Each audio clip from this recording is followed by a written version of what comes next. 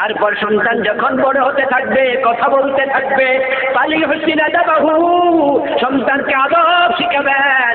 এটা মা বাবা পরিবার থেকে শিখাতে হবে। আপনি কে আমি বলছি ভাই, আপনাকে বলছি শুনুন। আপনার মনে তামান্না থাকবে, আমার সন্তান যখন ঠোঁট বাঁকা করে করে কিছু বলতে চায়, আপনার মনের তামান্না থাকুক আমার সন্তানের মুখ দিয়ে বের হওয়া প্রথম শব্দটাই যেন আল্লাহ হয়। সন্তানকে কোলে নিয়ে আপনি বলুন না, সন্তান কাঁদতেছে, আপনি তাকে কোলে নিয়ে আল্লাহ আল্লাহ আল্লাহ আল্লাহ। ঘুম আসছে না, তার পিঠের মাঝে হাত রেখে আল্লাহ আল্লাহ বলেন। দেখবেন বন্ধু সে কান খাড়া করে চোখ মেলে মেলে তাকাবে এবং সে শুনতে চেষ্টা করবে। আর আপনি আল্লাহ আল্লাহ বলতে থাকেন, আপনার স্ত্রীকে শিখাইয়া দেন আমার সন্তানের প্রথম শব্দ যেন আল্লাহ হয়। দেখবেন একদিন ঠিকাদার মুখ দিয়ে আল্লাহ বেরিয়ে যাবে। এটা ফরজ ওয়াজিব নয়, কিন্তু এটা আপনার মনের প্রশান্তি। ওই সন্তানকে সালাম শিখাবেন। যেই কোনো লোক ঘরে আসলে তাকে সালাম যেন দেয়। আপনি বাহির থেকে আসেন, আপনি সালাম দেন। আপনি নিজের সন্তানকে সালাম শিখাবেন। আপনার সন্তান দেখবেন কয়েকদিন পরে আপনি আর সালাম দেয়া লাগবে না, সে সালাম দেওয়ার জন্য অপেক্ষা করতে থাকবে। ঘরের কলিং বেল টিপ দিয়েছেন, আপনার ছেলে দেখবেন আগ থেকেই সালাম মুখে এনে রাখবে যে বাবার আমি আজকে আগে দেবো।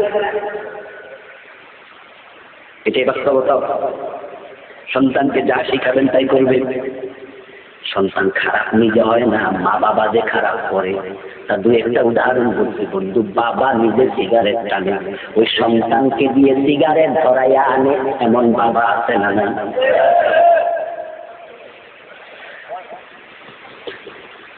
জোহরের নামাজ পড়ে খেয়ে দে, অথবা বেনামাজি বাবা খেয়ে দে, খাটের মাঝে মাথা এলিয়ে দিয়া পায়ের উপর পা তুলে তারপরে ডাকবে আব্বাস কই রে। ছেলে কই আব্বা আছি। কই পাকঘর থেকে বিড়ি আছে একটা ধরাই আন। ওই ছেলেকে দিয়ে যখন সিগারেট ধরানোর জন্য পাঠায়, ওই ছেলে যখন সিগারেটে আগুন লাগায়, লাগানোর পরে ডানে বামে তাকায়, মনে মনে ভাবে আমার বাবা এত মজা কইরা খায়, এটা জানি কত স্বাদ। তাই যখন দেখে কেউ দেখে না, লুকায়া লুকায়া টানার সম্ভাবনা আছে না নাই?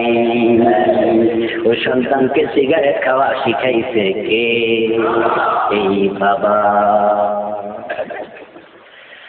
আমি আপনাদেরকে বলছি, আপনাদের থানার কি নাম? বিপাড়া। কথা বলেন না। পুরা বিপাড়া থানায় 200 মসজিদ হওয়ার সম্ভাবনা আছে না? কম বেশি? বেশি হবে। 350 মতো মসজিদ মুরব্বী বললেন, যদি 350 হোক আর 350 হোক, 300 মসজিদের আপনি খবর নেন কয়জন ইমামের ছেলে সিগারেট টানে, খবর নেন। গাঁজা বললাম না, মদ বললাম না, 300 মসজিদের ইমাম খবর নেন। আপনি 1-2 জন ইমামের ছেলে সিগারেট টানে আপনি পাবেন না, অথচ তারাই জমিনের সন্তান, তারাই জমিনে বড় হচ্ছে। ওই ইমামের ছেলে, আলেমের ছেলে সিগারেট টানে না, এর একটা মাত্র কারণ আলেমরাও সিগারেট খায় না।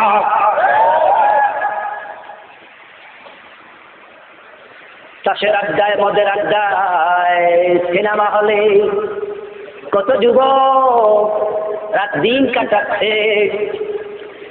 ঘরে ফিরে না রাতের 12টা 11টায়। বাবা টেনশন করছে, কোথায় জানি কি কাম করতেছে আল্লাহ জানে।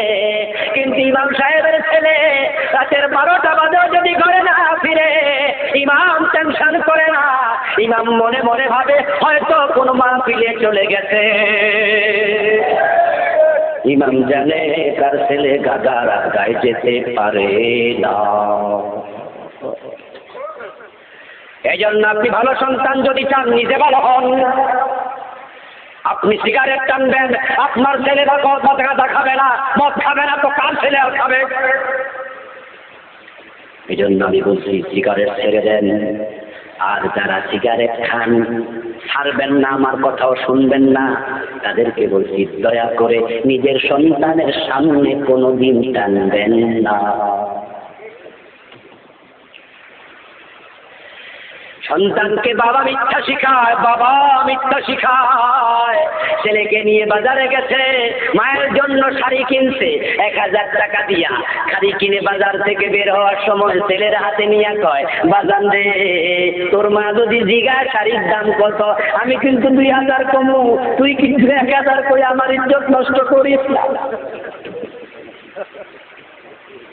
বাবা মিথ্যা কথা বলতেছে, পানাদার টাকার জন্য আসছে। জানালা দিয়া দেখে টাকা যে পায় সে আসতেছে, আস্তে করে রুম থেকে ভিতরে পাকঘরে যাইয়া বসে আছে। যাওয়ার সময় ক্লাস 6 পড়ুয়া ছেলেরে কইয়া গেছে, জিজ্ঞাসা করিলে কই বাবা বাড়ি নাই। এগুলো সমাজের বাস্তবতা। যেই ছেলেকে আপনার মুখ দিয়ে মিথ্যা শিখাচ্ছেন, এই ছেলেটাই কয়দিন পরে মিথ্যাটা আপনাকে শুনাইয়া দেবে। এই জন্য মূল্যবোধ গুলো করে শিখান, সন্তানের হাতে কোরআন তুলে দিন, তাকে আদব শিখান, তাকে কোরআন শিখান, তাকে বুঝান, তাকে ভালো করুন। যদি আপনি তাকে ভালো শিখান, আলেম বানান, সন্তান আপনাকে হক আদায় করে দেবে। এখন যদি কোরআন আলেম না শিখান, আলেম না বানান, সন্তান আপনার থেকে মুখ ফিরিয়ে নেবে। ও আমার ভাই, আগে বাংলাদেশে ওল্ড হোম পাওয়া যেত না, বৃদ্ধ নিবাস ছিলই না। এখন 100-র কাছাকাছি হবে বৃদ্ধ নিবাস, বৃদ্ধাশ্রম, ওল্ড হোম। তামাম বাংলাদেশে যত ওল্ড হোম আছে, যদি সেখানে নিবাসী সংখ্যা 10,000 হয়, 20,000 হয়, আমি আপনাদেরকে বলি কয়জন মাওলানা সাহেবের বাবা সেখানে আছে? খুঁজুন আপনি 20,000-এর মাঝে 1-2 জন পাবেন কিনা সন্দেহ আছে। কিন্তু বন্ধু, এনে পারবি পাস ইউনিভার্সিটির টিচারের বাবা ওই বৃদ্ধ নিবাসে তাকে পত্রিকায় পাওয়া যায়।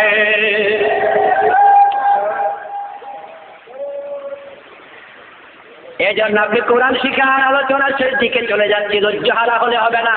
আরেকটা শুনবেন, শেষ কথা বলছি। হযরত ওমর রাদিয়াল্লাহু তাআলা আনহু খলিফাতুল মুসলিমিন, ওমরকে দেখলে শয়তান পালিয়ে যেত, এমন হাদিস আছে না নাই? ওমরের দরবারে বাবা হাজির সন্তানের বিরুদ্ধে মামলা নিয়ে এসে বলতেছে, আমিরুল মুমিনিন, আমার ছেলেটা আমার কথা শুনে না, আপনার কাছে বিচার দাবি করলাম। হযরত ওমর বলে, ছেলে কোথায়, ডেকে নিয়ে আসো। বাবা বলল, সাথে আনি নাই, যাও কালকে ছেলেকে নিয়ে হাজির হয়ো, তাহলে ছেলের বিচার করব। ছেলেকে নিয়ে পরদিন হাজির। হযরত ওমর রাদিয়াল্লাহু তাআলা আনহু একটা লাঠি হাতে নিয়ে তারপরে তিনি বসলেন, বসে বলছেন, বলো তোমার অভিযোগ কি? এই ছেলে সামনে এসে দাঁড়া। বাবা এবার অভিযোগ করছে, ছেলেটা আমার কথা শুনে না, ছেলেটা আমাদেরকে খাবার দেয় না, ছেলেটা বেয়াদবি করে, ইত্যাদি ইত্যাদি ইত্যাদি। হযরত ওমর রেগে যাচ্ছেন, কিন্তু তিনি কথা বলার আগে ওই ছেলেটা বলতেছে, আমিরুল মুমিনিন, আমার একটু কথা ছিল, অনুমতি পেলে বলবো। হযরত ওমর বলে, কি কথা বলো? ছেলেটা বলতেছে, মা বাবার অনেক হক আমার উপরে আছে, আমি এটা বুঝি, কিন্তু কেন জানি ভালো হতে চাই, হক আদায় করতে চাই, মনটাকে রাজি করাতে পারি না, উল্টা পাল্টা হয়ে যায়। তা আমি একটু জানতে চাই, আমার উপরে মা বাবার এত হক আছে, কিন্তু আমার কোনো হক কি তাদের উপরে আছে? হযরত ওমর বললেন, অবশ্যই আছে, তোমার প্রথম অধিকার ছিল তুমি একটা ভালো মা পাবে, আর এই হকটা তোমার বাবা আদায় করার কথা ছিল। দ্বিতীয় অধিকার হচ্ছে জন্মের পরে তোমার ভালো একটা নাম রাখবে, এটা তোমার বাবা আদায় করার কথা ছিল। 3 নাম্বার হক, তোমাকে কোরআন শিখাবে, এটা তোমার বাবার দায়িত্ব ছিল। হযরত ওমর 4 নাম্বার বলতে যাবেন, ছেলে বড়, হুজুর থামেন প্লিজ, আর লাগবে না, আমি বুঝে ফেলেছি কেন আমি ভালো কাজ করতে চাই, ভালো হতে পারি না। আমার বাবা একটা হক আদায় করে নাই, আমার মা একজন দাসী। উনি কোন স্বাধীন নারীকে বিয়ে করতে পারতেন, কিন্তু দাসীকে বিয়ে করেছেন। আর দাসীদের চারিত্রিক প্রবলেম আপনার জানা আছে। আমার মায়ের চরিত্র আমার উপরে প্রভাব ফেলেছে। দ্বিতীয়, আমার নাম রেখেছে উনি হাসান। হাফল শব্দের অর্থ হলো চামচিকা। চামচিকা চিনেন? ওই যে ঘরের কোনায় থাকে না, মাগরিবের সময় দৌড়াদৌড়ি করে ছোট ছোট পাখির। চামচিকা চড়ুই পাখির মতোই ছোট, কিন্তু ভিন্ন আকৃতি, অস্থির চিত্র, শুধু ফুরুত ফুরুত করে, অস্থির চিত্র। বলল বাদুরের মতো কিন্তু ছোট। আমার নাম রেখেছে চামচিকা। অস্থিরতা আমার ভিতরে তৈরি হয়েছে, হতে পারে নামের প্রভাব। 3 নাম্বার, আমার বাবা আমাকে কোরআন শিখায় নাই। হযরত ওমর রাদিয়াল্লাহু তাআলা আনহু লাঠিটা হাতে নিলেন, শক্ত করে তুলে ধরলেন, বাবার সামনে নিয়ে বললেন, তুমি সন্তানের অধিকার আদায় করো নাই, আজকে অধিকারের জন্য বিচার চাইতে আসছো। আমার তো মন লাঠিটা তোমার মাথায় আঘাত করি। এতে বোঝা গেল, যদি সন্তান থেকে অধিকার বুড়া বয়সে পেতে চান, তাহলে ছোট্ট সন্তানের অধিকার আগেই দিতে হবে। আল্লাহর হাবিব এটাই বলেছেন, সন্তানের বয়স 7 বছর হবে, তখন সন্তানকে নামাজের কথা বলো। বয়স 10 বছর হবে, যদি নামাজ না পড়ে পিটাও, পিটায়া নামাজ পড়াও। কিন্তু আমরা সমাজে এমন অনেক বাবা দেখতে পাই, বুড়া বয়সে শীতের মাঝে কাঁপতে কাঁপতে ঠান্ডা পানি তজু করে মসজিদে যায়, কিন্তু নিজের যুবক ছেলে ঘরে ঘুমায়, সাথে নেয় না। বরং যাওয়ার সময় ছায়া যায়, গায়ের কম্বলটা কি সইরা রয়েছে, শীতে কষ্ট পাচ্ছে কিনা। ছেলের সামনে পরীক্ষা, মেয়ের পরীক্ষা, ছেলে মেয়েকে রোজা রাখবো, সেহরির সময় দেখো ক্লাস 9-এ পড়ে, 10-এ পড়ে, ইন্টারমিডিয়েটে পড়ে, বাবা মা লুকায়া লুকায়া ভাত খায় সেহরির সময়, ছেলে মেয়েকে রোজা রাখতে দেয় না। মেয়েটা বোরকা পড়তে চায়, বাবা বলে এই বয়সে কিসের বোরকা, আর একটু বড় হোক। হাসরের দিন এই সন্তানগুলো মামলা দেবে। আল্লাহ যখন নামাজের জন্য ধরবেন পাকড়াও করে, ও মিয়া আপনার ছেলে বড় হবে, তারপরে বুড়া হবে, তারপরে নামাজি হয়ে তারপরে মরবে, এই গ্যারান্টি আপনাকে কে দিল? আপনার ছেলে ইন্টারমিডিয়েট অনার্স লেভেলে থাকা অবস্থা অ্যাক্সিডেন্ট করে মরে যাবে, এমন সম্ভাবনা আছে না নাই? এই বেনামাজি ছেলে আল্লাহর কাছে হাজির হবে, আল্লাহ শক্ত করে ধরবেন, বেটা নামাজ পড়স নাই, কিসের জান্নাত, যা তুই জাহান্নামে, নামাজ জান্নাতের চাবি ছিল, তুই কি জানতি না? ছেলে বলবে, খোদা আমার বাবার একটু ডাকেন। অঙ্কের রেজাল্ট খারাপ করেছিলাম, বাবা বকাবকি করেছে, তাই পরের বছর অঙ্কে লেটার পেয়েছি। এমন আছে না? ইংরেজির রেজাল্ট খারাপ করেছিলাম, বাবা বলছে বেতন বন্ধ করে দেবে, স্কুলে ভাত বন্ধ করে দেবে, ঘরে যথেষ্ট বকাবকি করেছে, জিদ চেপে গিয়েছিল, এমন লেখাপড়া করছে ইংরেজিতে 190 পেয়েছি। কিন্তু বাবার সামনে বেনামাজি ছিলাম, একদিনও বকে নাই। যদি নামাজের জন্য বকতো, হাতে ধরে টেনে নিয়ে যেত, তাহলে আজকে জাহান্নামে যাওয়া লাগতো না। আমার বাবার এটা পায়ের নিচে রেখে জাহান্নামে যেতে চাই। ওই যে সুন্দরী মেয়েটা ক্লাস 9-এ 10-এ পড়ে, ইন্টারমিডিয়েট ডিগ্রি অনার্সে পড়ে, আপনি নিজে দেখেছেন আপনার মেয়ের গায়ের মাঝে যৌবনের চিহ্নগুলো ফুটে উঠেছে। মেয়েটা চরম সুন্দরী, রাস্তা ধরে যখন হেঁটে যায়, রাস্তার দুই পাশ থেকে পুরুষরা ফেল ফেল নজরে তাকায়া থাকে। আপনার চোখ কি অন্ধ ছিল নাকি? আপনি কি দেখেননি মেয়েটার দিকে কিভাবে পুরুষরা তাকাচ্ছে কোন নজরে? 1000 পুরুষের মাঝখান দিয়ে চলে গেছে। 1000 জন যদি একবার করে তাকায়, খারাপ নজরের কারণে প্রত্যেকের একটা করে কবিরা গুনাহ হতে পারে, আর মেয়েটার একা 1000 কবিরা গুনাহ হয়ে যাবে। ইউনিভার্সিটি পরে বোরকা ছিলায় যাও না বাবা, তোমার কি লজ্জা লাগে না? 1000 কবিরা গুনাহ নিয়ে যখন মেয়েটা জাহান্নামী হবে, আল্লাহ বলবে তুই একা দোজখী নস, হাজার হাজার যুবককে কবিরা গুনাহগার বানায় তুই দোজখে দিচ্ছিস। যা যা দোজখের দিকে যাও, ফেরেশতারা টেনে নিয়ে যাও। মেয়ে বলবে আল্লাহ আমার বাবা কোথায়? বাবা যদি বড় কাটা ছিল আমি তো এত কবিরা গুনাহ হতো না। নাজআলহুমা তাহতা আকদামিনা, পায়ের নিচে রেখে জাহান্নামে যেতে চাই। ও হাজী সাহেব, ও নামাজি, ও টুপিওয়ালা দাড়িওয়ালা মুসলমান, মেয়ের মামলায় জাহান্নামী হওয়া লাগতে পারে। নিজের সুন্দরী বউটাকে সাজায়া গোজায়া, নিজের গুন্ডার পিছনে বসায়া, প্রাইভেট কারের পাশে বসায়া, কমিউনিটি সেন্টারে বিয়ে খাওয়ার জন্য নিজের বউকে সাজায়া গোজায়া সাথে নিয়ে যায়, এমন স্বামী নামের আসামি আছে না নাই?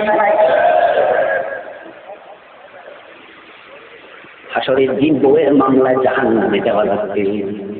এজন্য আসুন বন্ধু, সন্তানকে আমরা কন্ট্রোল করি, পরিবারকে কন্ট্রোল করি, হক আদায় করি, তাহলে আল্লাহ তাআলা আমাদের ঔরস থেকে ইমাম বুখারীর মতো, ইমাম আবু হানিফার মতো আলেম তিনি দেবেন। নবী আসবে না, কিন্তু ইমাম বুখারী আসবে না, এমন কথা তো নবী বলেন নাই। এই জন্য আসল বন্ধুগণ, আমরা সন্তানের হকগুলো আদায় করি, আমরা নিজেরা একজন ভালো মা ভালো বাবা হই, সে তৌফিক আল্লাহ দান করুন। কলিজার ভিতর থেকে বলি আল্লাহুম্মা আমিন। প্রচারের স্বার্থে চ্যানেলটি সাবস্ক্রাইব করে বেল আইকনে ক্লিক করুন।